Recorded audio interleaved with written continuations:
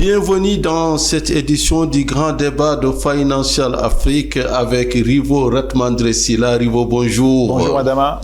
Alors bonjour, je vous ai aperçu récemment à Lomé au Togo. On s'est retrouvés dans un événement très intéressant. Effectivement. Alors c'est quoi ce festival Alors FESMA, donc FESMA c'est Festival de la Marmite. C'est un festival initié par une entreprise qui s'appelle Focus Yaku, dont l'objectif était de promouvoir la richesse culinaire et la richesse du terroir togolaise et beaucoup plus globalement africaine. C'est un événement qui existe maintenant depuis 3 ans, c'est un événement majeur. Alors, un événement majeur où on fait le tour du Togo culinaire. Et il y a quelque chose qui m'a frappé là-bas, c'est qu'on dirait qu'il y avait une monnaie locale et localisée. Effectivement, c'était une des nouveautés proposées par les organisateurs de cette année, c'est-à-dire qu'ils voulaient qu'on rentre un peu dans ce monde que nous sommes aujourd'hui, créer une nouvelle monnaie à l'intérieur d'un événement, une monnaie qui circule, donc il s'appelait Edze, donc Edze en Mina, ça veut dire alors, une monnaie argent. qui circule, Edze, mais là nous allons parler de monnaie, mais pas de l'Edze. Nous allons plutôt parler d'une monnaie qui divise, qui ressemble, qui suscite beaucoup de réactions enflammées, passionnées, et il est temps peut-être de dépassionner le débat. Il s'agit bien évidemment, mesdames et messieurs, du franc CFA, la plus africaine des monnaies ou la plus coloniale des monnaies, c'est selon. Donc le franc CFA est-il une monnaie encore africaine ou est-il une monnaie coloniale. Alors je prends... Alors, regardons les extraits et on se reprend juste après. À l'intérieur de la zone franc, nous voudrions que la parité du franc CFA par rapport au franc français soit reconsidérée. Nous pensons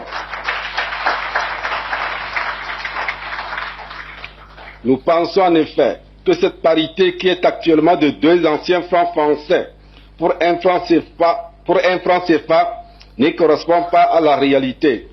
C'est une question de justice et nous souhaitons qu'une étude exhaustive basée sur des critères objectifs permette de fixer dans les meilleurs délais une nouvelle parité plus favorable à nos peuples.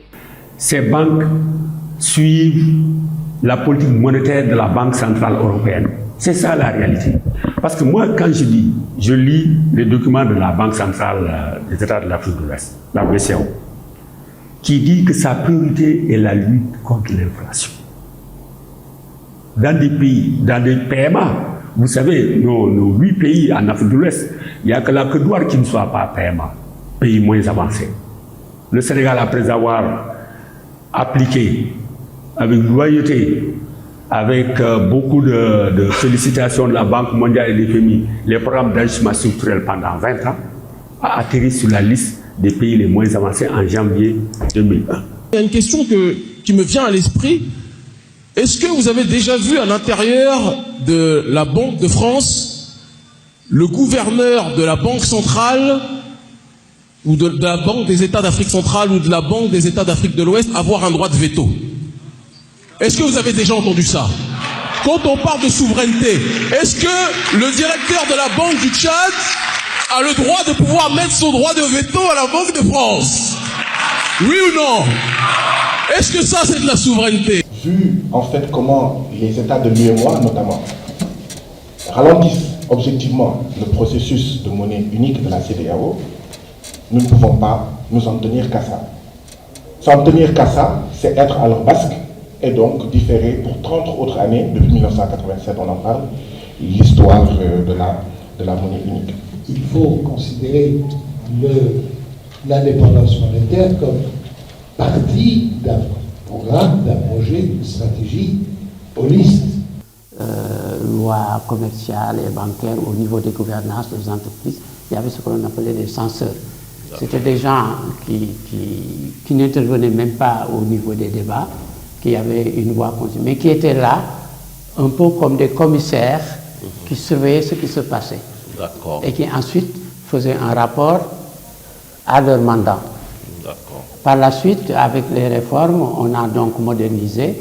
Ces censeurs sont devenus des administrateurs. En fait, il y a un administrateur. Ce que la Banque centrale appartient aux États, y compris le Burkina Faso. La totalité de l'or de la Banque centrale, il y a 90% c'est la Banque centrale qui l'écrit, or déposé à la Banque de France. C'est textuellement et c'est in extenso dans son rapport qui est déposé depuis des dizaines d'années à la Banque de France, 90%. Et ce tort de la Banque centrale, ce n'est que l'or monétaire appartenant aux 8 pays de la zone UEMOA, dont y compris le Burkina Faso. Et il y a une autre étrangeté qui m'a beaucoup frappé. Parce que depuis que ces pays existent, ensemble, il n'y a aucun pays qui se soit développé. Vous prenez le taux de croissance du Sénégal, du revenu réel par habitant, entre 1960 et 2016, c'est 0,02. Côte d'Ivoire, c'est 0,45. Le seul reproche qu'on puisse faire au franc CFA, ce n'est pas à la Banque centrale, mais au gouvernement des 8 pays membres de la zone UEMOA. Parce que la monnaie est un élément neutre. C'est cela que le mouvement populiste anti-CFA ne comprend pas parce qu'il n'est pas au courant de la théorie monétaire. Alors, voilà un petit tour des positions exprimées ici même sur Financial Afrique. Donc, quelle est peut-être la citation qui t'aura marqué? Alors, effectivement, comme tu as initié par rapport à ton propos initial à Dema, le franc CFA, effectivement, suscite beaucoup de passion. Et je pense que tous les extraits qui étaient là résument bien la situation. Problème technique, problème politique et problème économique. C'est ça les 3 niveaux de dimension, en fait, de cette monnaie. Mais néanmoins, j'ai beaucoup aimé l'intervention de l'économiste Dongo Sylla. Je pense que c'est lui qui résume mieux pour moi la situation. C'est-à-dire que quel est l'apport de cette monnaie, l'utilisation de cette monnaie dans l'économie de manière concrète, en fait, de la plupart des pays. Et force est de constater qu'il est quasiment infinitésimal, pour ne pas dire nul. C'est ça, en gros, aujourd'hui, le constat demain que nous faisons. Maintenant, comme je le redis encore, il y a 3 dimensions. Politique, économique et technique. Donc, une partie d'ailleurs des interventions était axée sur la partie politique, le souverainisme. D'autres étaient plus axés sur la partie technique. Je pense que c'est le général Yadema. Je pense que devant Pompidou avec la parité. Il y a 50 ans. Effectivement, avec la parité. Effectivement. Et donc là, le professeur Samir Amin, l'économiste Dongo Sylla, ils sont revenus, un peu plus en fait, sur le côté économique. Et j'espère que lors de notre débat aujourd'hui, peut-être on va aller un peu plus loin. Axé peut-être davantage sur le côté économique, mais vraiment l'application dans la vie réelle. Ça veut dire que la vie des entreprises, en termes de production, en termes de consommation, qu'est-ce que ceci implique réellement? Alors, effectivement, c'est très intéressant. C'est un débat donc libre où on est tous les deux, on anime ce débat. Il ne s'agit pas d'un entretien. Okay. C'est une co-animation. Très bien. Donc moi, je pense que le franc CFA, c'est quoi d'abord? C'est une monnaie qui réunit 8 pays en Afrique de l'Ouest, 6 pays en Afrique centrale. Voilà, pour s'en arrêter là, pour ne pas aller jusqu'aux Comores, etc., ou bien même jusqu'en Nouvelle-Calédonie. Et les 8 pays de l'Union économique et monétaire ouest-africaine ont une banque centrale commune. Cette banque édicte des règles, encadre le secteur bancaire, délivre des licences, et en même temps, cette banque joue un rôle éminemment important dans la régulation monétaire, dans le financement. Bien sûr, c'est une banque d'émission, c'est-à-dire c'est elle qui émet la monnaie, c'est elle qui décide, donc en regardant ses critères macroéconomiques, ses objectifs en termes d'inflation, parce que c'est une banque classique, la BCEAO, donc qui cantonne son rôle à la stabilité des prix, à la lutte contre l'inflation, parce que en disant que c'est ça le rôle d'une banque centrale. La banque centrale, ce n'est pas le ministère des Finances qui régule l'économie. Et effectivement, comme l'a dit dans ses extraits Michel Nadim Khalif, le reproche ne devrait pas être porté à la BCEAO, mais plutôt aux 8 États, en leur disant, vous avez une belle monnaie, une belle Mercedes, mais qu'est-ce que vous en faites maintenant? Est-ce que vous roulez bien? Est-ce que vous régulez bien votre économie? Est-ce que vous créez des emplois? Est-ce que vous avez des politiques économiques proactives? Est-ce que vous profitez de l'espace qui a été créé? Parce que quand même, 8 pays, c'est à peu près une population de plus de 100 millions d'habitants. Donc, il y a un grand marché, il y a des leviers. Donc, quelle est la responsabilité des États? Parce qu'on parle souvent de la monnaie, qui est neutre, comme le dit Michel Nadim Khalif, qui n'est en réalité pour moi que la contrepartie de la production économique. Parce que la monnaie, c'est quoi? La monnaie, c'est le rapport entre le pays et l'extérieur. Si vous exportez bien, vous allez vous allez augmenter vos réserves de change et cela va donner à votre monnaie un petit peu un pouvoir d'achat par rapport à l'extérieur. Par contre, si vous ne faites qu'importer, des marchandises, tous vos besoins, alors votre monnaie aura tendance à s'affaiblir parce que les réserves de change vont s'épuiser et en même temps, vous allez plus recourir aux devises qu'à votre propre monnaie. Et la plupart de nos pays, malheureusement, sont dans cette situation. Donc, on peut critiquer le franc CFA, mais peut-être il faut élargir la critique à l'économie d'une manière générale et aux politiques économiques. Très bien. En tout cas, j'entends bien ce que tu dis, Adama. C'est assez intéressant ton analyse parce qu'effectivement, là, tu démarres, que je l'ai dit en fait, par l'analyse technique. Qu'est-ce que c'est une monnaie par rapport à l'économiste, je pense, togolais que tu as cité tout à l'heure. Qu'est-ce que c'est une monnaie? Et je pense que ce débat technique, si tu regardes bien, c'est quelque chose en fait qui a prévalu surtout pendant très longtemps. C'est-à-dire que lorsque les souverainistes sont arrivés avec les activistes, comme on connaît, donc là il était passé tout à l'heure demain par l'extrait, comme Kémy Séba, c'est-à-dire que on peut tout le reprocher sauf celui-là. Je pense qu'il est la personne de la société civile qui est venu réellement apporter le débat, ou du moins en vulgarisant, ou du moins en rendant intelligible le débat, parce que souvent, effectivement, pour moi, c'était un débat qui a été monopolisé par les techniciens. C'était trop technique. C'était technique, très bien. Donc, faisons un peu d'histoire. Quand tu as dit, effectivement, donc, nous avons une monnaie. Non, en fait, nous n'avons pas une monnaie. On nous a imposé une monnaie. C'est-à-dire que moi, qui suis d'origine malgache, Madagascar faisait partie de zone franc jusqu'en 72. En 72, Madagascar, avec la révolution en fait demain qu'il y avait chez nous, avec l'avènement du moins d'un conseil national transitoire aussi, finalement jusqu'à la prise de pouvoir de l'ex-président Didier Ratirk, on était dans le franc CFA. Donc on est sorti du franc CFA. La Guinée en 58. En Guinée en 58. J'imagine que Madagascar aujourd'hui est beaucoup plus développé. On arrive justement, on va y arriver. J'imagine. Non. Il y a beaucoup d'ironie dans ta question. Ouais. Bien. La Guinée en 58, eux ils ont dit non. C'est-à-dire qu'ils ont dit non à De Gaulle. Voilà. Du moins ils sont sortis. Donc ça, je pense que ça c'est très important. Que nos téléspectateurs le comprennent bien pour ne pas biaiser le débat. Parce que pendant très longtemps... On peut aussi ajouter dans la liste la Mauritanie. Effectivement. Effectivement. Et donc, à partir du moment que vous avez un instrument... Et encore le Mali. Effectivement. Qui s'est retiré et puis finalement qui est revenu, effectivement. Provoquant beaucoup de problèmes. À partir du moment que on vous impose quelque chose d'aussi fondamental demain pour votre économie, dont vous ne maîtrisez pas. C'est-à-dire que c'était imposé en 45, franc colonial française. C'est ça le franc CFA. Franc des colonies d'Afrique. Franc des colonies d'Afrique, excusez-moi. Donc, à l'époque où la France, il n'y avait pas encore la décolonisation. La France avait institué la monnaie pour son intérêt. C'est normal, il avait une colonie. Qu'est-ce qu'il voulait faire demain par rapport à sa colonie? Il voulait finalement que la colonie lui produise les matières premières. Et qu'est-ce qu'il voulait? Il voulait avoir des débouchés pour que les colonies puissent acheter en gros les matières premières finalement donc qu'ils auront transformées. C'est ça d'abord pour moi. De moi, le franc CFA. À partir de là, deuxième élément maintenant, la partie politique, effectivement, comme tu as dit tout à l'heure, parce que là, tu as parlé de la partie politique. Je suis d'accord avec toi. Politique économique. Politique économique, effectivement, mais politique d'abord et économique qui suit. C'est-à-dire que la responsabilité des dirigeants pour les mauvaises décisions. Des États. Et des États, effectivement. Mais si tu dis effectivement, c'est que, qu'est-ce que ça nous a coûté, les mauvaises décisions de nos dirigeants par rapport au franc CFA.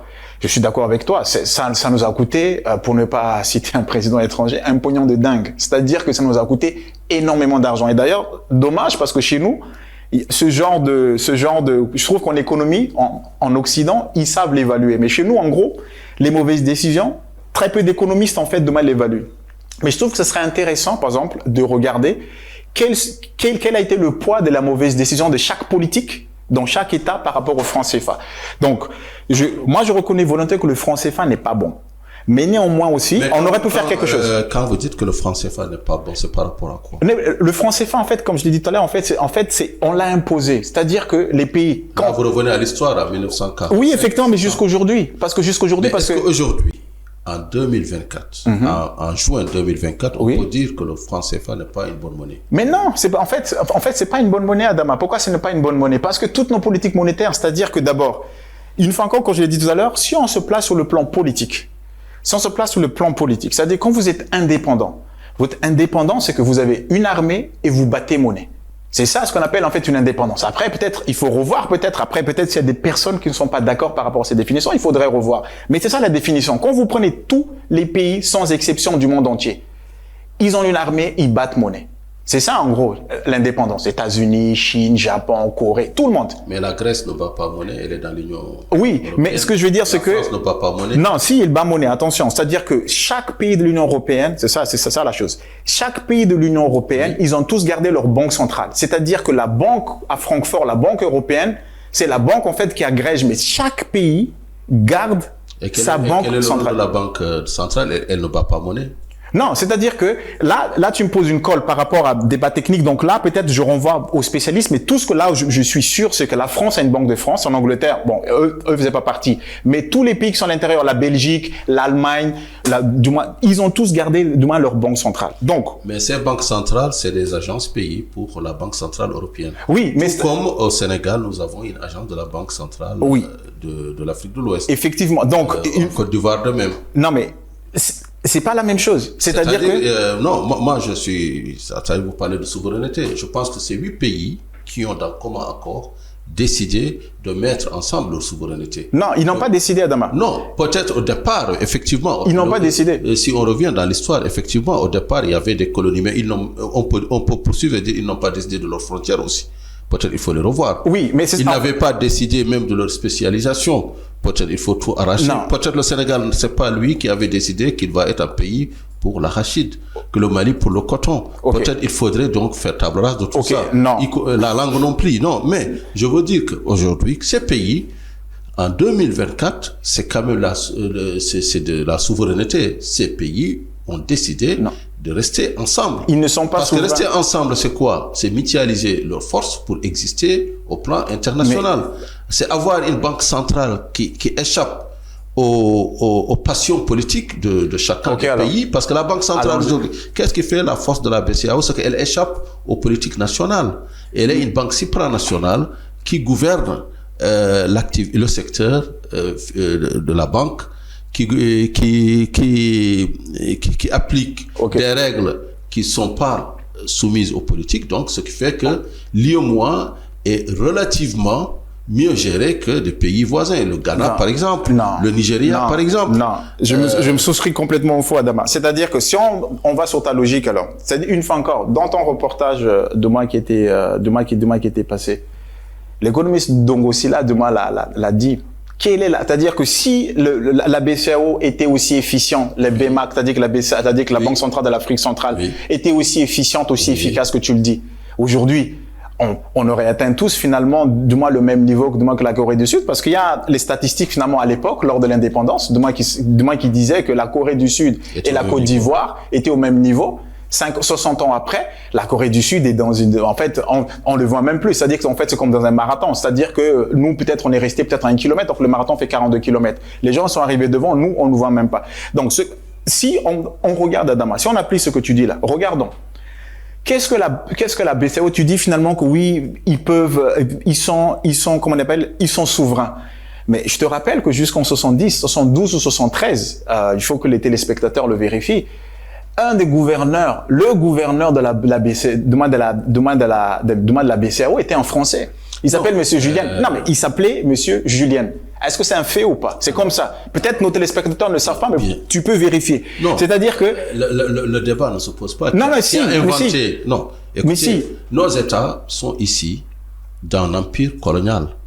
C'est le démantèlement de l'empire colonial français qui a donné naissance justement à ces pays modernes. Mais toute ma démonstration, Adama, c'est pour te faire comprendre les 8 pays, c'est des anciens. Ils sont pas souverains. C'est ça que je suis en train de t'expliquer. C'est-à-dire que moi, ma démonstration, moi, je respecte comment tu présentes les choses, mais moi, je dis, c'est que toi, tu dis finalement qu'ils étaient souverains. Moi, je te dis dès le départ, ils ne sont pas souverains. Ils n'ont jamais été. Parce que, non seulement, ils n'ont pas la même mise de main sur leur monnaie, et deux, là, je suis en train juste de dire que, est-ce que tu as déjà vu Bank of England? Tiens, on va prendre Bank of England. Bank of England Et c'est un Français, en fait, demain qui dirige le Bank of England. C'est ça, en fait, c'est ça ce que je suis en train de te dire. Je veux dire une chose, je pense qu'on ne va pas enfoncer les portes ouvertes. On sait bien que tous nos pays étaient des colonies. Ouais, mais jusqu'aujourd'hui. À un certain moment, ils sont devenus indépendants. Non, mais jusqu'aujourd'hui, c'est-à-dire que c'est une indépendance de façade. Si on revient aux années 44, nos pays étaient encore des colonies. Mais idem pour la monnaie, elle a évolué, elle a suivi la trajectoire. Non, mais c'est ce que je dis. Nous, on n'a jamais suivi la trajectoire, Adama, parce qu'on n'a jamais été indépendant. C'est-à-dire qu'on n'a jamais obtenu l'indépendance. C'est ça que je suis en train de te dire. Toi, tu dis, moi, ce que je respecte. Attends, laisse-moi finir. En 2024, nous sommes indépendants. Non, la réponse est non, parce que comme je te dis, finalement, la définition. C'est nous qui avons élu Diomaye ou non? Non, mais attends d'abord. C'est-à-dire que, allons étape par étape. Allons étape par étape. C'est-à-dire que la définition, c'est-à-dire qu'on peut être indépendant. C'est-à-dire que qu'est-ce que veulent les Africains? Les Africains veulent en fait une indépendance pleine. C'est-à-dire que l'indépendance qu'on a aujourd'hui, en fait, c'est même pas une saveur d'indépendance. Pourquoi même pas une saveur d'indépendance? Les présidents, on les a pas élus. J'imagine que toi, ça t'a pas échappé, un monsieur qui s'appelle Jacques Foccart. C'est-à-dire que c'est le monsieur finalement qui plaçait, qui tuait, du moins qui plaçait, qui tuait, qui changeait tous ceux qui n'arrangeaient pas l'intérêt français. Et donc tu ne peux pas dire qu'on était souverain. Ça c'est un. Deux, par rapport à la Banque centrale, comme tu as dit Adama. La Banque centrale, c'est-à-dire que la BCEAO, jusqu'au quand les Français ont abandonné leur droit de veto? C'est à peine 2 ans. Alors, il y a à peine 2 ans, oui ou non? Alors, oui ou non? Bien évidemment. Bien, très bien. Je peux dire que c'est en 2019. Très bien. Aux réformes. Bien. Sur la fin des accords. Mais justement, et puis je finis juste dessus, c'est que ce que je suis en train de dire juste Adama, c'est que comme tu me poses la question sur la souveraineté, c'est-à-dire qu'il n'y en a jamais eu de souveraineté. Ça, c'est en tout cas, de moi, c'est mon point de vue. Et je suis pas le seul à le penser. Il n'y a jamais eu de souveraineté. Pourquoi? Comme je te dis, parce que pour qu'un État puisse être indépendant, il faut que l'État puisse être libre. Et la liberté se matérialise par quoi? Se matérialise par la formation d'une armée, le choix libre et éclairé de son président. Le choix libre et éclairé de son président. Combien de présidents avons eu? C'est-à-dire qu'on nous a imposé. On nous a juste imposé à chaque pays parce que c'était ça en fait, parce que le vrai qui voulait l'indépendance, il ne correspondait pas à l'intérêt français et on les a tués. C'est factuel, c'est pas moi qui le dis, je restitue juste en fait l'histoire. Et le troisième élément, et pour moi le plus important, c'est battre monnaie. Donc le fait de battre monnaie aujourd'hui, parce que par exemple ça, il faut qu'on en parle parce que là, comme on en a parlé en off. Alors de toute cette démonstration, je dirais communiste, je retiens une chose. Ouais, non, mais si tu m'appelais comme tu veux communiste, il n'y a pas de problème. Non, tu n'es pas. Alors de toute cette démonstration, moi je retiens le dernier élément, battre monnaie.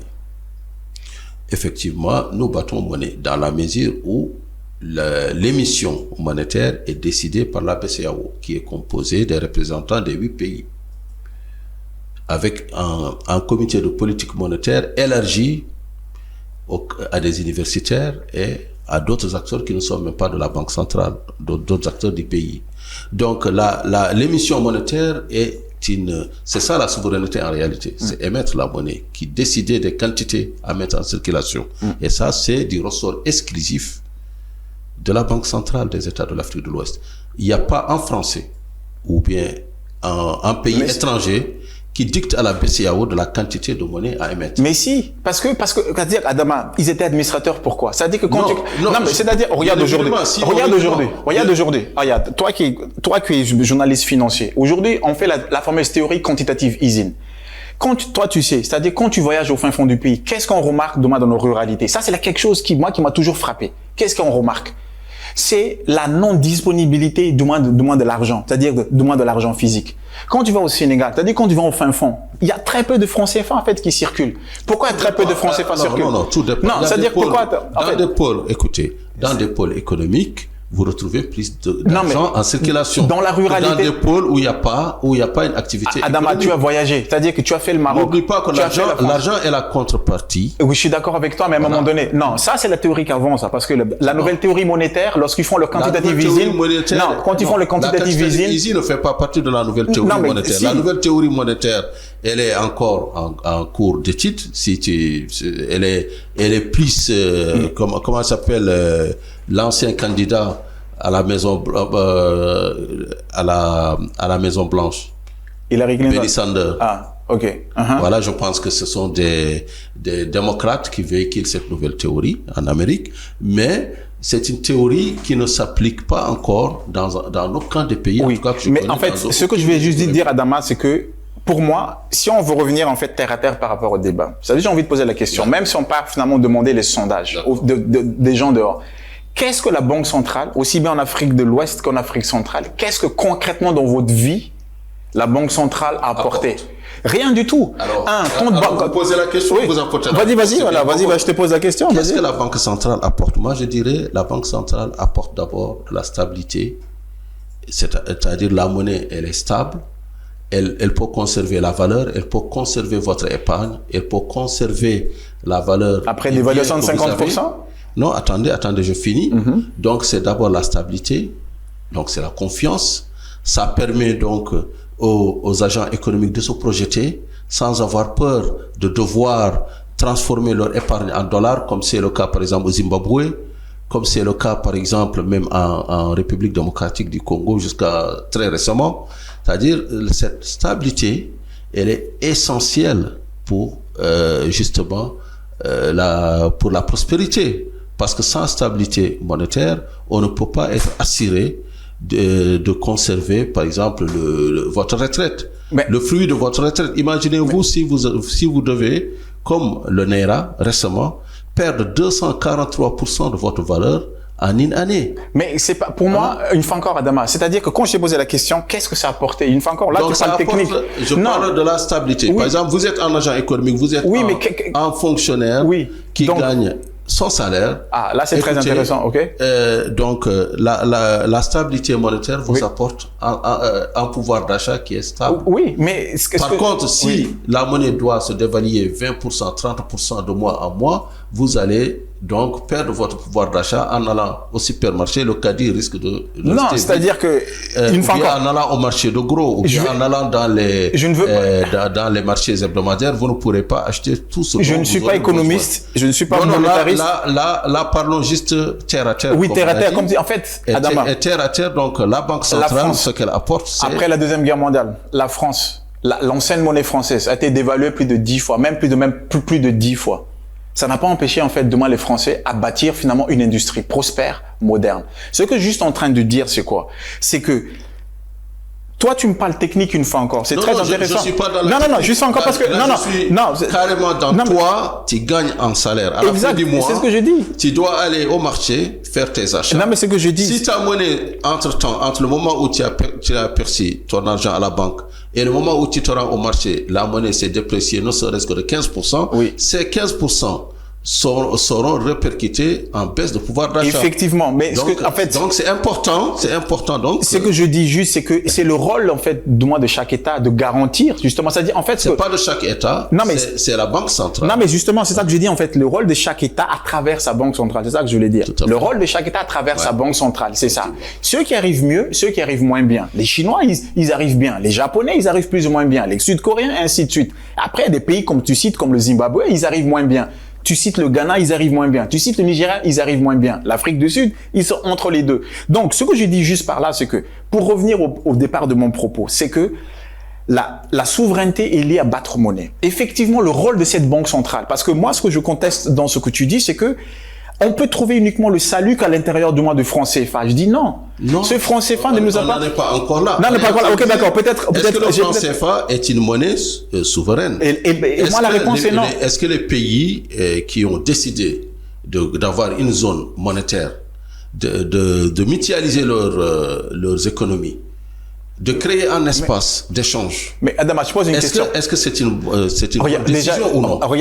Parce que les États, chaque État peut sortir. La Mauritanie l'a démontré. Est-ce que je peux te poser une question? Le Mali l'avait démontré. Oui. Il était sorti, mais il est revenu. La Guinée-Bissau. Et pourquoi ils sont revenus, Adama? Mais pourquoi ils sont revenus? Parce qu'ils ont assassiné Modibo. Non. Mais si, parce que il sortait avec le franc malien. Si, il sortait avec le franc malien. Écoutez. Modibo Keïta a été assassiné. Mais le Mali est revenu parce qu'il n'en pouvait plus. Non. Simplement. Parce qu'il y avait un calcul économique très simple. En restant ensemble, on gagne quand même. Non, Adama. Je pense quand même que aujourd'hui, toi, tu as une petite entreprise. C'est mieux pour toi d'évoluer dans un ensemble de 8 États où tu as toutes les opportunités d'évoluer à chacun des citoyens de ces États que de rester dans de petits marchés. Adama, comme je le dis, parce que économiquement, il n'y a pas de... Adama, c'est-à-dire que si ton propos est de dire ensemble, on est plus fort qu'on est seul. Qui dit le contraire? Alors, qui dit le contraire, c'est celui qui dit que le franc CFA... Non, mais c'est ce que je dis. C'est-à-dire que le péché originel à Damas, c'était quoi? C'est que c'est une monnaie qui était imposée. Aujourd'hui, quand tu regardes, toi, tu es un démocrate, libéral. Jusqu'aujourd'hui, on n'a jamais demandé au peuple Je suis un panafricaniste. Oui, bien sûr. Mais ça, j'en doute pas. J'en doute pas. Et j'espère bien, en tout cas. Bienvenue, en tout cas, dans la famille. On n'a jamais demandé au peuple africain, ceux à qui on a imposé cette monnaie, si c'est une monnaie qu'ils veulent ou pas. Pourquoi ils le font pas? C'est ça, en fait, ce que je suis en train de te dire, c'est-à-dire que la souveraineté, c'est-à-dire qu'on demande chaque fois au peuple de se prononcer sur quelque chose. Là, tu as parlé demain au Sénégal. On a demandé au peuple sénégalais, vous voulez qui comme président? Le peuple s'est prononcé. Nous, on veut Diomaye et l'équipe PASTEF. Donc, je trouve que ça serait intéressant, par exemple, d'organiser un référendum, mais ils le feront jamais. C'est-à-dire qu'est-ce que vous êtes pour ou contre le fait de rester ou sortir du moins du franc CFA? Alors, peut-être, il y a des éléments d'actualité qui nous privent de faire un référendum. Quand on voit justement le Ghana, avec sa monnaie, ce qu'il est devenu, rattrapé par la Côte d'Ivoire depuis quelque temps, ce qui est un basculement dans l'histoire économique africaine, ce n'est jamais arrivé. Et regarde le cas du Nigeria, avec justement, on ne se lassera jamais de le remettre en exemple, le Naira, qui est quand même la monnaie d'un pays qui fait partie des 10 premiers producteurs de pétrole au monde, mais qui n'arrive pas à tenir face au franc CFA. Beaucoup d'acteurs économiques nigérians ouvrent des comptes au Bénin et au Togo pour des comptes, parce que le franc CFA, c'est une devise pour eux, c'est une monnaie stable, ça leur permet de régler leurs affaires extérieures. Beaucoup d'expats le font. Donc, il ne faut pas sous-estimer la stabilité monétaire. La faible inflation de la zone CFA est l'une quand même des c'est un mythe, Adama. C'est-à-dire que toi-même, tu sais que le calcul de faible inflation, par exemple, ça, j'aimerais vraiment... Je finis. J'ai dit cette faible inflation fait de la zone un espace attractif, non seulement pour les investisseurs étrangers, mais aussi pour les autres investisseurs africains. Ceci étant dit, par rapport à la souveraineté, parce que je vois, mon cher Rivo, c'est un petit peu ce qui te fait sursauter à chaque fois qu'on... Non, je ne sursaute pas, je suis calme, je suis serein. Pour toi, c'est une monnaie qui est une monnaie de la France, dictée de l'extérieur, encadrée par la France. C'est pas une monnaie africaine. Je vois la... Non, qui n'apporte aucune valeur ajoutée à ta petite préoccupation. Non, grande préoccupation. Grande préoccupation. Oui. Moi, je voudrais juste rappeler qu'effectivement, depuis 2019, il y a plus d'administrateurs français. Ça a été long, peut-être. Mais oui, ça a été long. Ça a tout comme ça a été long le transfert de la BCEAO de la France au Sénégal en 1977. Mais le franc CFA est inscrit dans un champ de réforme en continu. Il y a de la place encore pour de nouvelles réformes. Et la dernière en date, c'est la fermeture du compte d'opération. Ce fameux compte d'opération qui souvent est mis justement en exergue pour montrer que cette monnaie, elle dépend plus de la France que de l'Afrique. Donc ce compte est fermé. Bien, la BCEAO, qui a beaucoup plus d'une vingtaine de comptes à l'étranger, a reversé ce compte dans ses activités de placement, de fructification de ces placements à l'étranger. Donc, tout ce qui reste comme lien ombilical, dirais-tu, entre le franc CFA et l'Europe, c'est peut-être le change fixe. Je pense que là, de manière très sage, les dirigeants n'ont pas voulu tout de suite sauter dans le vide. Ils se sont dit, bon, accordons-nous un peu un temps de latence pour étudier les différents paramètres qui se présentent à nous, parce que rien que le compte d'opération se fit difficile. C'est pas facile du jour au lendemain de prendre autant de milliards et de les gérer soi-même à travers un marché fluctuant et instable. Autre chose aussi qui reste, c'est la parité fixe. Alors, la parité... je finis juste. Okay. Effectivement, le change fixe entre l'euro et le franc CFA constitue une source d'études, de polémiques, de préoccupations constantes. Mais encore là aussi, si je revois encore il y a 3 ans, quand la Turquie, en une journée, sa monnaie a pratiquement quitté les sommets pour aller dans les abysses, à la suite d'une simple déclaration de Donald Trump. Je me dis, attention, le change, c'est-à-dire la convertibilité ou bien le flottement intégral de la monnaie nécessite beaucoup plus de poids dans l'économie mondiale. D'ailleurs, des pays peut-être plus avancés ou un petit peu, en tout cas plus, comme le Maroc, ont choisi de rester dans des couloirs de flexibilité, mais non pas libéraliser carrément leur taux de change. Il y a que des économies très fortes comme l'Afrique du Sud, peut-être, qui y sont parvenues, et encore que. Voilà. Mais voilà ce que je voulais dire. Je voulais te répondre, en fait. Pour dire que la monnaie, elle est libre, elle est souveraine, elle est africaine, elle nous appartient, elle t'appartient. Non, elle va pas. Justement, je vais m'en débarrasser. Donc, je vais pas te répondre. le malgache qui va nous dire le contraire. Vous avez une monnaie unique. Effectivement. Où est-ce qu'on en est? Eh bien, en fait, quand tu te souviens à l'entente de mon propos, je dis, on n'évalue pas le coût des mauvaises décisions, du moins de nos politiques. Et Madagascar, comme la Guinée, sont les deux exemples parfaits, comme le Nigeria, comme le Ghana. Parce que, Adama, toi, tu es journaliste financier, ça t'a pas échappé, les scandales récurrents, même souvent, même tous les jours, qu'il y a autour, du moins de ces banques centrales-là. Là, je parle surtout, par exemple, par rapport au Nigeria. Donc, je commence par te répondre par rapport à l'inflation. Adama, je pense que un des points, je pense, importants, si ces institutions veulent finalement qu'on les respecte, il faut qu'ils nous respectent. En nous respectant, ça veut dire quoi? Il faut pas qu'ils nous insultent notre intelligence. C'est-à-dire que quand la BCEAO sort son parti d'inflation, que l'inflation, dans notre zone, c'est 1,2%. Adama, l'inflation, c'est quoi? C'est le coût, c'est-à-dire que l'évolution, du moins, des coûts des prix. Peut-être toi, là, tu fais pas les courses, mais demande à madame.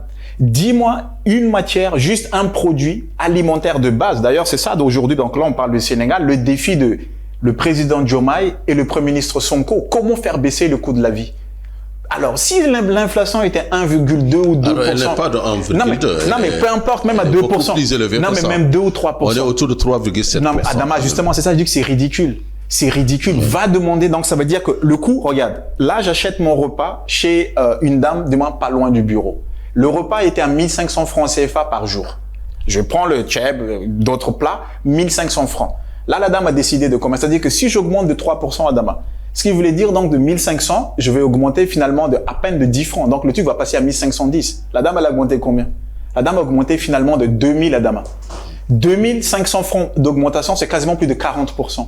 Et tout est comme ça. Donc quand les gens de la BCEAO nous sortent ce genre de statistiques, je les challenge. Via cette caméra-là, je les challenge. Attends d'abord. Demain, je les challenge. Parce que comme toi, tu sais, c'est-à-dire que les paniers, pour calculer l'inflation, c'est très simple. C'est-à-dire, qu'est-ce qui coûte le plus, finalement, au budget de ménage dans tous nos pays africains? Même en Europe, c'est pareil. Aujourd'hui. L'alimentaire? Non, aujourd'hui. L'immobilier? Non, je suis désolé. Non, mais l'immobilier, mais bien sûr que si, Adama. Qu'est-ce qui coûte le plus cher? C'est trois choses. L'alimentaire, l'immobilier et le transport. Et Internet. Absolument pas, Adama.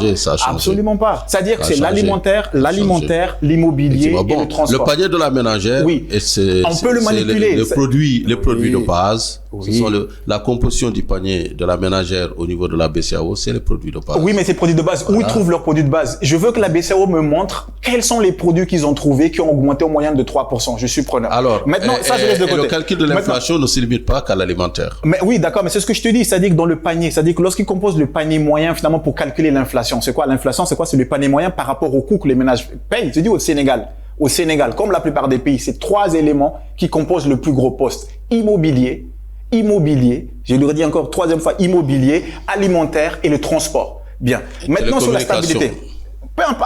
Peut-être, mais... Je pense qu'aujourd'hui même, ce sont les crédits téléphoniques et Internet qui sont devenus prépondérants. Peut-être, mais en tout cas, pour moi, ce sont les 3. Ce sont les 3. Et j'attends que finalement, qu'on me démontre, du moins sur ces 3-là. Deuxième élément, sur la stabilité, Adama. Tu parlais tout à l'heure, effectivement, de la stabilité. Mais la stabilité, qui est stable? Personne n'est stable, en fait. C'est-à-dire que quand on... La stabilité monétaire, oui, mais bien sûr. Mais la stabilité monétaire, quand je dis, en fait, quand tu amènes ta monnaie, finalement, quand tu l'amènes sur le marché. Mais la monnaie, il fluctue. Ouais. Donc, elle n'est jamais stable, en fait. C'est ça que je suis en train de dire. Elle est dans un canal maîtrisé. Non, pas du tout. On évite les amplitudes. La preuve, tout à l'heure, tu as dit la Turquie. Ouais. Très haut. baisser. C'est-à-dire qu'il y a les spéculateurs, ils attaquent ta monnaie. Effectivement. Voilà. Donc, ce que je veux dire juste mais par là, dans le cas du franc CFA, le fait qu'on soit dans ce couloir de change fixe. Non, mais ça nous amène quoi, Adama? Ça nous amenait quoi? Ça nous amenait quoi? C'est-à-dire que ça nous amenait... C'est ça, en fait, la question que je te posais. Ça nous amenait quoi? Voilà, c'est une bonne question. Je te pose la question. Ça nous amenait quoi, ce truc de stabilité? Et puis, je finis juste peut-être dessus, peut-être, puis je te laisse répondre. C'est que tu as parlé du Ghana. C'est-à-dire qu'on dirait qu'il y a que nous, Africains, qui avons le monopole des difficultés. L'Argentine a fait faillite combien de fois, Adama? Depuis les années 80. Le Chili a fait faillite combien de fois, Adama? Elle y est encore. Voilà. Chili a fait faillite combien de fois, Adama? La Grèce a fait faillite combien de fois, Adama? Ce que je veux dire juste par là, c'est quoi? Ce qui compte, pour moi, ce qui compte, c'est que quelles sont les perspectives? Est-ce que tu comprends ou pas? C'est-à-dire que quelles sont les perspectives? Et malheureusement, avec le franc CFA, Adama, nous n'avons pas de perspectives. Ça fait 60 ans que ça dure. C'est-à-dire que ça fait quasiment 65 ans que ça dure. Puis-je répondre? Vas-y, je t'en prie. En fait, il faudrait pas que l'analyse se limite à la monnaie. Quand on parle de perspective, la monnaie n'est qu'un paramètre. Oui, fondamental. Mais le plus important, c'est l'impulsion économique, c'est la vision économique de nos États. Et la critique ou bien l'analyse, elle est non monétaire. Elle est dans comment l'État fait, par exemple, en matière de politique d'énergie. Parce que l'énergie est fondamentale. Elle est le soubassement de tout. Sans énergie, on ne peut pas y aller. Je suis d'accord. J'entends que le Mali a 6 heures d'électricité par jour, par exemple. C'est une réalité. Je me dis que les facteurs de production, s'ils ne sont pas compétitifs, s'ils ne sont pas abondants, oublient l'économie, oublient la monnaie. La production économique, elle est fondamentale. Donc, c'est la production qui fait l'économie. Et la monnaie, c'est un facteur de compétitivité, effectivement, notamment à l'export.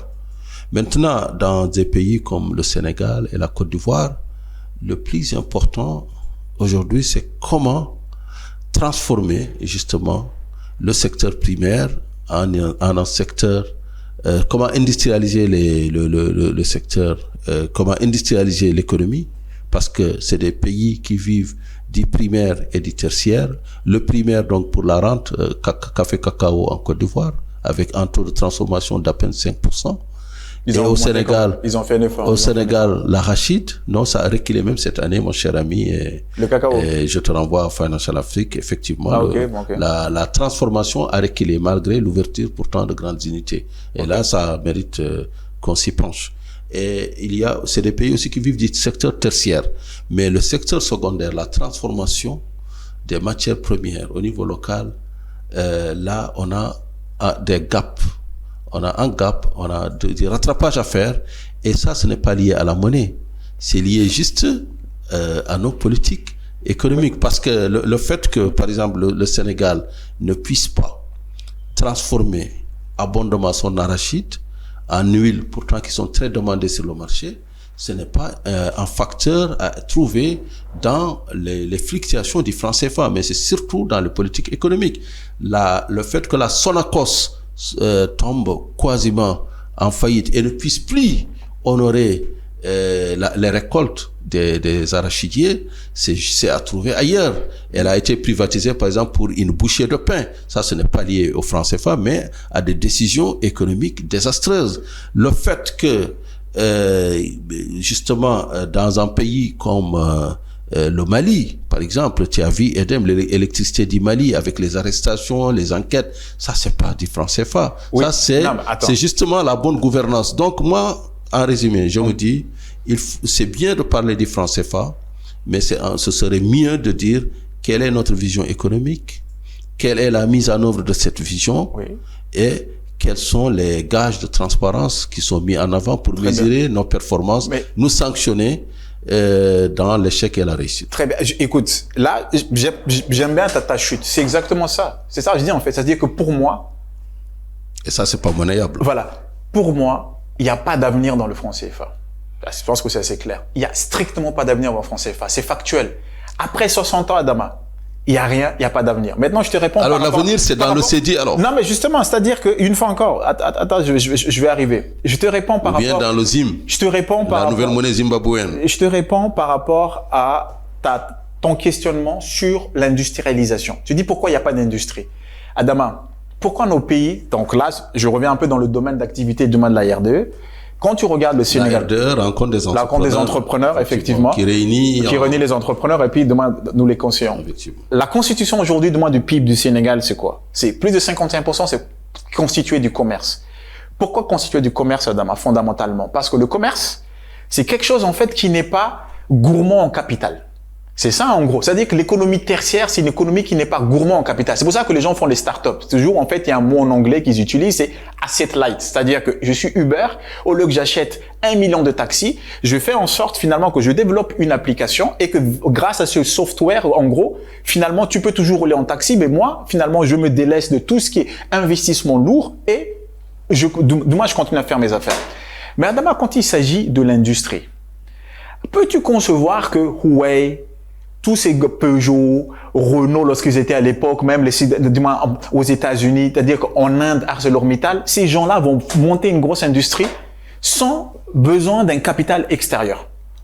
Et tous nos problèmes est là-dessus, Adama. C'est-à-dire que pourquoi on n'arrive pas à développer un secteur secondaire? Tout simplement parce que les banques, finalement, ne financent pas. Et comme par hasard, pour moi, c'est une bonne nouvelle, hein. Le fait que les banques françaises, en fait, demain se retirent. On va, d'ailleurs, paix à son âme, Pathé John, Sounou Assurance, je pense que c'est ça. Fondateur de Sounou Assurance. Voilà, fondateur de Sounou Assurance, paix à son âme. Il a pris position pour le rachat de BC. On attend maintenant. C'est-à-dire qu'effectivement, en tout cas. Le rachat de la B6, la rachat de la B6, BNP Paribas, effectivement, au Sénégal. C'est-à-dire que là, on va attendre. C'est-à-dire que, en fait. Effectivement, c'est-à-dire qu'ils ont pris la majorité. Après, je sais pas exactement quelle est la composition, mais. La banque est passée sous contrôle de Sounou. Parfait. Et ils ont racheté une autre banque au Togo. Et moi. Et ils vont encore racheter ça me donne de l'espoir. Une autre banque pour créer un réseau. Ça me donne de l'espoir. Ça me donne de l'espoir. Pourquoi ça me donne de l'espoir, Adama? Parce que les études ont montré que toutes ces banques-là qui étaient restées françaises, Société Générale, B6, toutes les banques étrangères là, ils financent pas en fait les entrepreneurs locaux. Ce sont les études qui le montrent. C'est-à-dire que il suffit juste en fait demain de lire les études. Donc moi, le fait qu'ils se retirent, pour moi c'est une bonne nouvelle. Et moi je me dis justement que là les planètes commencent à être alignées. On veut sortir du franc CFA, on veut reprendre en gros, on veut bâtir une nouvelle monnaie. Peu importe le nom qu'on donne, on donne Edze, peu importe le nom qu'on va lui donner. Les banques étrangères qui ne nous finançaient pas, qui ne finançaient pas nos entrepreneurs. Une fois encore, pour monter une start-up, c'est un ordinateur et ton cerveau. Mais pour monter une ligne de production, Adama, avec les meilleurs cerveaux que tu as besoin des capitaux étrangers. Mais si les banques te donnent pas les capitaux, et il ne faut pas s'étonner que dans nos pays, il y a une certaine communauté, par exemple au Sénégal, quand tu regardes bien, les vrais capitaines d'industrie, par exemple au Sénégal, il y a quelqu'un, d'ailleurs, je lui rends hommage, d'ailleurs c'est quelqu'un, je trouve qu'on ne cite pas suffisamment, mais qui est pour moi tout simplement extraordinaire, c'est le fondateur de Patisen, Monsieur Omaïs, Youssef Omaïs. Extraordinaire, capitaine d'industrie. Et d'ailleurs, lorsque les Marocains ont pris le contrôle... Je pense qu'il a vendu. Non, mais quand les Marocains ont pris le contrôle de sa société, ça n'a ému personne. Pourtant, c'est quand même le fleuron de l'industrie sénégalaise. Le fleuron de l'industrie sénégalaise. Donc, ce que je dis juste par là, c'est que, regardez, c'est-à-dire qu'aujourd'hui, pourquoi Monsieur Omaïs a pu construire Patisen? Parce qu'il a pu... Il est d'origine libanaise, c'est-à-dire que c'est cette communauté qui a le capital. C'est ça, c'est-à-dire que c'est pas faire office de quoi que ce soit. Pourquoi les Sénégalais? Il y en a certains, c'est Nico, il y a d'autres, mais ils sont pas légion. C'est pas que les gens n'ont pas les compétences. C'est tout ça pour dire en fait, c'est quoi? C'est que la monnaie, comme tu as dit, j'ai posé la question au début en disant que dans les campagnes, on trouve pas de monnaie. Pour moi, c'est fait exprès, c'est-à-dire que la circulation davantage de monnaie, Adama, amène justement ce dynamisme économique. Mais quand tu assèches la monnaie de manière exprès, tu finances qu'une partie. Tu ne peux pas finalement avoir une économie prospère. L'activité économique. Si vous allez dans une zone minière, vous allez trouver beaucoup. Oui, mais explique-moi alors comment. Si vous allez dans les marchés hebdomadaires, il y aura de la monnaie. Alors, explique-moi. Si le marché hebdomadaire ferme, il n'y a plus de monnaie. Adama. Donc, c'est à l'État de développer le territoire, de le mettre en valeur. Adama, lors du Covid. Oui. N'y a-t-il pas eu de l'argent magique ou pas? Ils ont créé tous de l'argent ou pas? Donc c'est pour te dire que ta théorie. Dans les pays développés. Oui, c'est-à-dire qu'ils impriment, ils vont à la cave, c'est-à-dire qu'ils n'ont plus d'argent, ils vont à la cave, ils impriment des monnaies. Mais c'est ça. Non, ils n'impriment pas. Mais c'est bien sûr qu'ils impriment les monnaies, Adama. Les quantitative easing, c'est-à-dire que la création monétaire à 2 balles. Il faut une création monétaire, mais ce n'est pas de la planche à billets. Mais bien sûr que c'est de la planche à billets, Adama. Lors du Covid, où est-ce qu'ils ont trouvé l'argent? Ils ont imprimé. La Banque centrale américaine, la Fed a imprimé, la BCAO, du moins, pas la BCAO, la Banque centrale européenne a imprimé. Tu as parlé du péché originel. Les pays comme les nôtres, qui ont des monnaies qui n'ont cours que chez nous, et donc c'est des monnaies qui sont en réalité émises, non convertibles, déjà en plus non convertibles, émises sur la base de nos réserves de change. Oui, donc, non convertibles en plus. Si tu veux te mettre dans la planche à billets, au bout d'un certain temps, tu vas déprécier fortement ta monnaie. Mais c'est toute l'économie occidentale, Adama.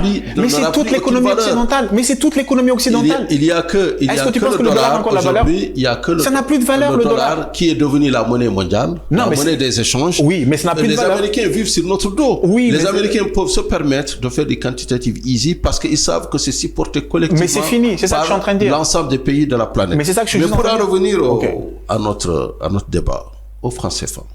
Moi, je dirais que le plus important, c'est la politique économique, parce que c'est la politique économique qui permet de créer de la richesse. Et sans une politique économique portée justement sur la production et la productivité, on ne pourrait pas s'insérer dans les chaînes de valeur de la mondialisation, dans les chaînes de valeur de l'automobile. On voit par exemple un pays comme le Maroc qui est devenu aujourd'hui le premier exportateur de voitures en Europe. Et pourquoi devant l'Inde et la Chine. Oui, pourquoi Parce que tout simplement, c'est justement une politique économique efficiente. Bien, dans la monnaie joue un rôle mais n'oublie pas que la monnaie marocaine, elle est aussi une création de la France. Elle faisait partie aussi du système franc CFA. D'ailleurs, là-bas, il y a certains qui l'appellent encore franca. L'Algérie. Attends, je termine sur le Maroc. Le Maroc a une monnaie qui ressemble vraiment au CFA, parce que tout simplement c'est une monnaie déjà qui n'a pas un change flexible, qui a un couloir d'évolution mais qui ne le dépasse pas, qui est très stable par rapport à l'euro et au dollar.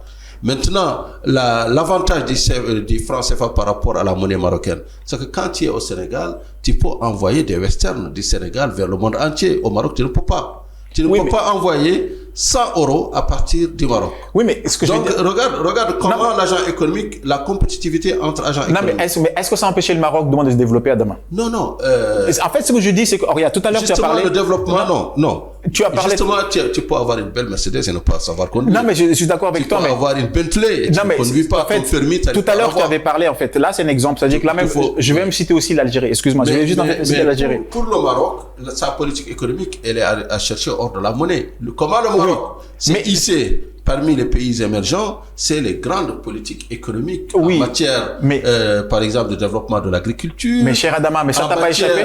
En matière d'industrialisation, en matière d'orientation, par exemple, vers le tourisme qui leur fournit chaque année plus de 10 milliards d'euros. Tiens, regarde, un exemple parfait. Pourquoi? C'est-à-dire que voilà, en fait, il y a plusieurs choses. C'est-à-dire que je commence par le dernier élément que tu as. C'est pas le Maroc qui a développé le Maroc. Pourquoi? Ce qui a développé le Maroc, c'est une orientation. Non, mais justement, là, tu as cité pour moi, c'est un exemple parfait. Le secteur touristique. Comment se fait-il que nos pays, on n'arrive pas à être compétitifs? Pourquoi on n'arrive pas à être compétitif, Adama? Parce que tout simplement par rapport aux pays de Maghreb. Quand Ben Ali était au pouvoir, la Tunisie, il avait développé un truc extraordinaire. Peut-être il a fait des choses très mauvaises, mais sur la partie touristique, il avait développé quelque chose d'extraordinaire qui a rendu la Tunisie très compétitif. Pourquoi le Sénégal n'est pas compétitif, par exemple, par rapport aux pays comme Madagascar, à devise assez faible? C'est loin, certes, mais devise très faible. Justement, la devise, c'est-à-dire que la devise n'est pas compétitive, Adama. C'est-à-dire que ce que je veux dire juste par là, c'est que je ne dis pas que la monnaie je ne dis pas que la plus forte. Oui. Que la monnaie sénégalaise, que la monnaie de Biomois. Et c'est là où je renvoie, je dis, c'est que comme je le redis encore, les conséquences des bonnes décisions et les mauvaises décisions. Tu as un pays comme le Maroc, qui est sorti de franc CFA, qui utilise une monnaie forte avec une banque centrale assumée, qui aujourd'hui suit une trajectoire quand même assez intéressante, enviable pour la plupart des pays. Tu as les pays comme le Nigeria, comme le Ghana, comme tu cites, etc. et tout. C'est les pays aussi finalement avec une monnaie, avec une banque centrale, avec une économie. Mais pourquoi finalement ils tombent dans le précipice? Tu me fournis la réponse que j'attendais, mon cher Ivo, et je t'en remercie. C'est que la cause du développement et des trajectoires de ces pays, elle est à rechercher hors des monnaies. Et j'ai tendance à rejoindre notre ami Michel Nadim Khalif, que je salue, et je suis sûr que tu le salues aussi pour... je ne le connais pas personnellement, mais je suis pas forcément d'accord avec son analyse. Exactement, pour ce qu'il a dit tout à l'heure, à savoir que la monnaie est neutre. Oui, moi, à mon avis, la monnaie, elle est en tout cas à la marge des trajectoires économiques. Le plus fondamental, justement, c'est la compétitivité. La compétitivité en matière... Mais via la monnaie, Adama. Non. La compétitivité, je te laisse finir. Par exemple, sur l'énergie, le kilowattheure, Ça, c'est beaucoup plus important qu'une monnaie. Le plus important, c'est l'abondance des facteurs de production, les ressources humaines, le capital, un marché bancaire développé. Et le Maroc, c'est tout ça qu'ils ont créé, bien sûr, avec une vision stratégique, tournés vers les métiers de la mondialisation, les nouveaux métiers. Ils sont passés d'Iran, de pays exportateurs à perpétuité du phosphate, à pays exportateurs d'automobiles et de pièces de rechange pour les avions. Maintenant, le Sénégal, moi, si mes souvenirs sont bons, en 2002 déjà, le Sénégal était à plus de 500 000 touristes par an. En ce moment, le Maroc était à 2 millions. Aujourd'hui, le Maroc a plus de 12 millions de touristes par an et le Sénégal a 2 millions. Oui. Donc, qu'est-ce qui s'est passé? Justement, c'est là la politique économique. Le Maroc, pendant que le Maroc développait une attractivité de sa destination phare, le Maroc, mais aussi de ses destinations, de ses régions, Agadir, Marrakech, le Sénégal, pendant ce temps, n'a pas renouvelé suffisamment son réceptif de l'hébergement. Que ça soit, bon, il y a Sali dans les années 80, c'était une belle trouvaille, Sali, qui est devenue une station balnéaire, l'une des rares d'ailleurs sur la côte atlantique, comme par hasard. En tout cas, l'une des rares qui est programmée par le tour opérateur. Mais par la suite, Saint-Louis est tombé en ruine. Regarde ce qui est devenu Saint-Louis. Et pendant ce temps, quelle est la vraie jumelle de Saint-Louis? C'est Marrakech. Regarde Marrakech, de 2002 à maintenant, Marrakech s'est imposé comme une marque mondiale. Oui.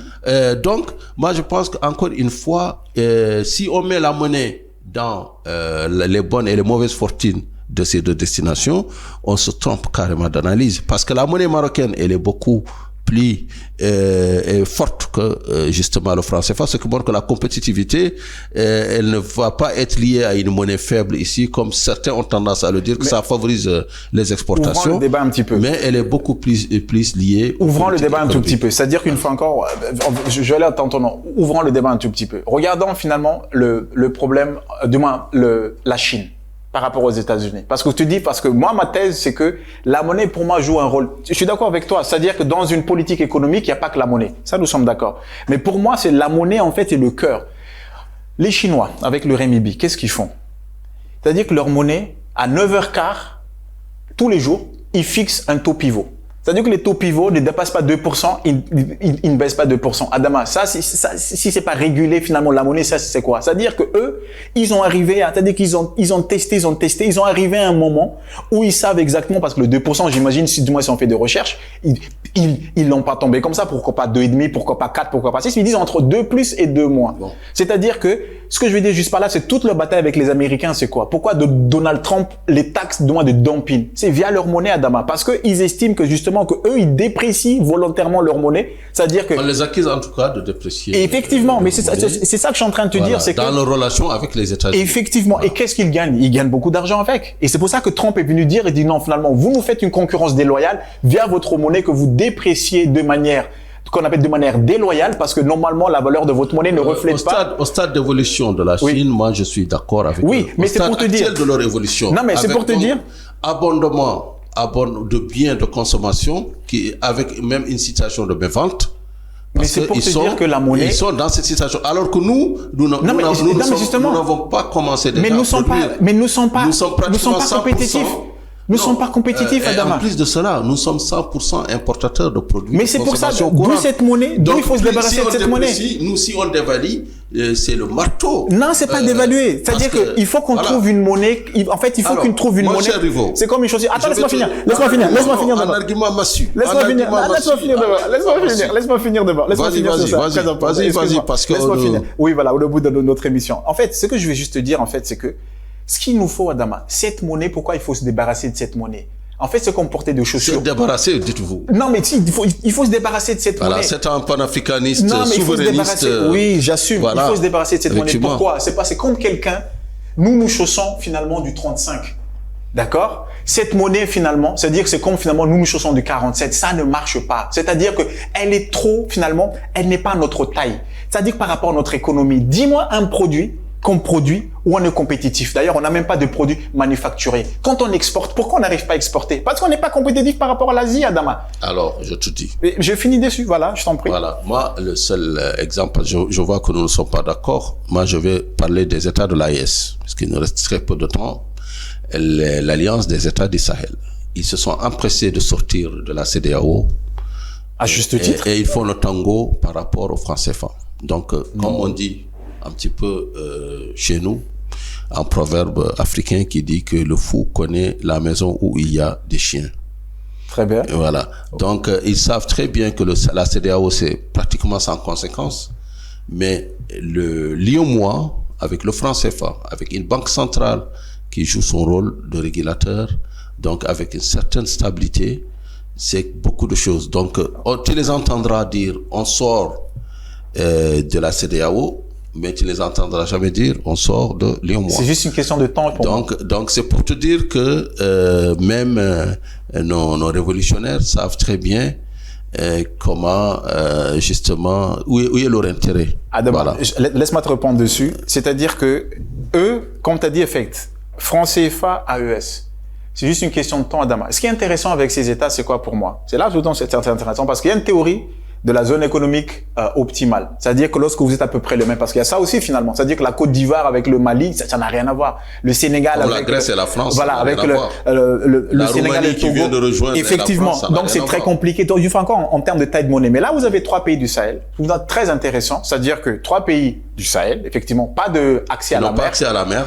Et je trouve hyper intéressant, et peut-être c'est ça, très intéressant, sont les pays, ils font partie des top 10 de plus grands producteurs d'or au monde. Le Mali, le Burkina. Le Ghana aussi. Et oui, d'accord, mais je dis justement parmi eux. Si le Ghana veut le rejoindre. Premier ou deuxième. Si le Ghana veut le rejoindre. Non, je parle de production d'or. Oui, d'accord, production d'or. Si ça pouvait sauver, ça aurait sauvé le Ghana. En fait, c'est pour te rassurer. Ça aurait sauvé le Ghana. C'est pour te dire, en fait, c'est que, à leur place, j'aurais fait la même chose. C'est-à-dire qu'Adama, ce qu'ils ont fait lors de la fausse sanction, là, parce que là, on peut parler toujours pendant la bisbille entre le Niger et le Bénin. Ils n'ont pas été sanctionnés. Non, mais si, on leur a privé d'accès à leur fameux franc CFA à la Banque centrale ici. Là, vous parlez du Niger ou du Mali? Non, mais les deux en même temps, parce que le Mali a ouvert le bal et le Niger, finalement, du mal a suivi. Donc, ce que je dis juste à Damas, c'est que ne t'inquiète pas. C'est-à-dire que les gens, quand même, c'est-à-dire qu'ils sont là-bas.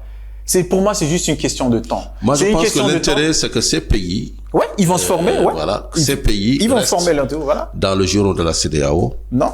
Et que la CEDEAO aille vers l'éco.